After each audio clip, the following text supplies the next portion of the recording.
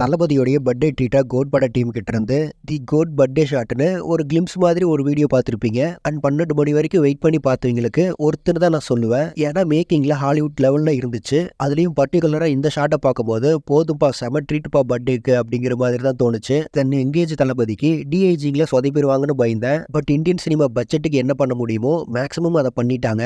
அதாவது பார்க்கும்போது சொதப்பாம பிசிறு தட்டாம நல்லாவே பண்ணியிருக்காங்க. ஸோ வெங்கட் பிரபு அவரு வேற லெவல்ல சம்பவம் பட்டாப்ல. தென் அது மட்டும் இல்லாம அரசியலெல்லாம் வேணாம்னா கண்டினியூஸா சினிமாவிலேயே நடினான்னு சொல்ல வச்சுட்டாரு.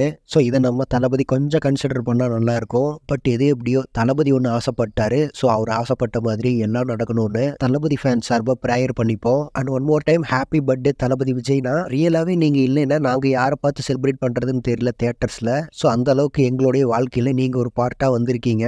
இவ்வளோ நாளா எங்களை என்டர்டெயின் பண்ண உங்களை நீங்க ஆசைப்பட்ட இடத்துக்கு முடிஞ்ச வரைக்கும் உட்கார வைக்க ட்ரை பண்ணுவோம். ஸோ முடிஞ்ச வரைக்கும் நீங்களும் அந்த இடத்துக்கு பார்த்து போங்கன்னா, ஏன்னா ரொம்பவும் ஆபத்தான பாதை, ரொம்பவும் சேஃபா இருங்க.